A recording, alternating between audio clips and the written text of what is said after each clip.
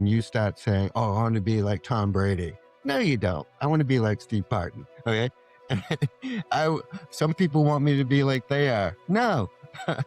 So you get it from both sides, from ourselves and from others. And the key is to be yourself and set really loving, healthy boundaries with people who want you to be like they are or someone else. Or if you want to be like someone else, no, you can say, I like the aspects or the physicality. You can go to the gym. Okay. I like the personality. Develop the personality. That's fine. But do it from you and do it your way. And that is being your authentic self. So we can, and I love, I'm top 10 pod match. And I found out that just out of the blue, I got an email saying, oh, you're in top 10 pod match. I'm like, huh, I like that. I said, I'm going to see if I can get to number one. and I found that I'm really competitive with myself and I never beat myself up. Okay. So that is the part of competition's great, but don't ever be, first thing I say to my clients, they are just relentless on themselves. And they've used it, beating themselves up. I can do better. I can have more. I got to get this. I got to do this. I got to do this. And if you make a mistake, they beat themselves up. They beat themselves up and relentlessly. And I just stop. No more. I gave them 10. Can't beat yourself up. Well, we were conditioned to. You were conditioned, Daniel, what were you thinking? Think. And punished for not thinking, right? So, and it was hurtful.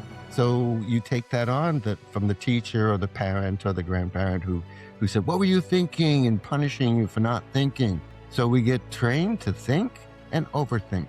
And if we didn't get the result that we wanted, I got to think more.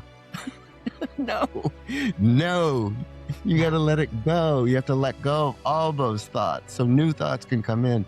The Cleveland Clinic did a study on thoughts. The average person has 60,000 thoughts a day. I may have more. Yeah. Well, you've done well. Now it's time to let them go. So, all right. So that's going to be your work.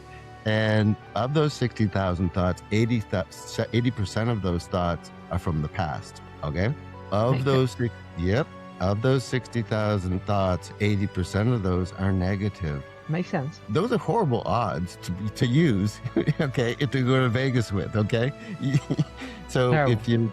Terrible odds. The odds of you picking a negative thought, getting you on your path into the rumble strip, into the gravel, scraping the guardrail and into the ditch are pretty good, okay?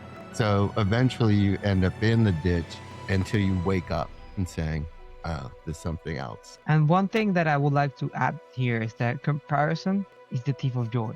If you compare yourself to people that have long way ahead of you, there's no way that you can compare yourself to that. You can learn. You can say, oh, okay, I see Tom Brady.